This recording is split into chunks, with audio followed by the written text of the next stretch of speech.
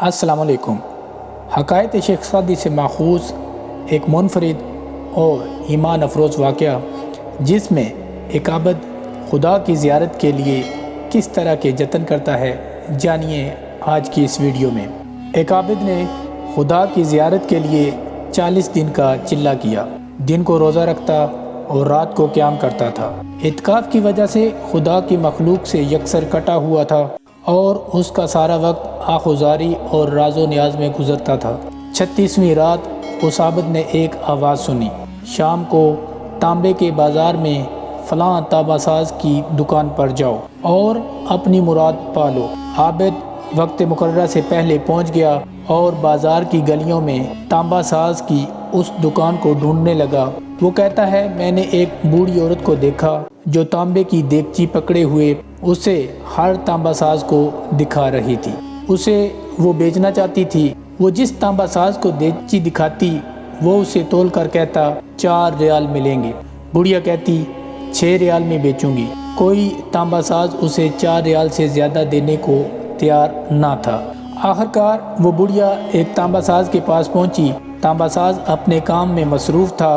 बुढ़िया ने कहा, मैं ये बर्तन बेचने के लिए लाई हूँ और उसे 6 रियाल में बेचूंगी, क्या आप 6 रियाल देंगे? तांबासाज ने पूछा, सिर्फ 6 रियाल में क्यों? बुढ़िया ने दिल की बात बताते हुए कहा, मेरा बेटा बीमार है, हकीम ने उसके लिए नुस्खा लिखा है जिसकी कीमत 6 रियाल है।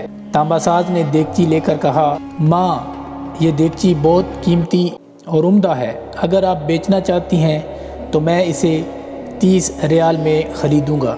बूढ़ी औरत ने कहा, क्या तुम मेरा मजाक उड़ा रहे हो?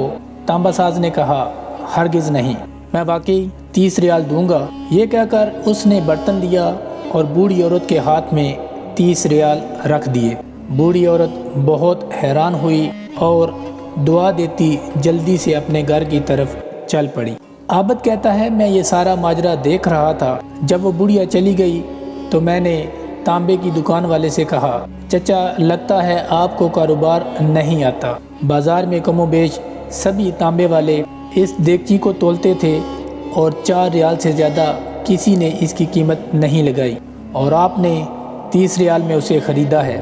बूढ़े तांबासाज ने कहा, मैंने बर्तन नहीं ख़रीदा, मैंने इसके बच्चे का नुस्खा ख़रीदने के लिए उसे पैसे दिए हैं। मैंने 1 हफ़्ते तक उसके बीमार बच्चे की देखभाल के लिए पैसे दिए हैं। मैंने उसे इसलिए ये कीमत दी कि घर का बाकी सामान बेचने की नौबत ना आए।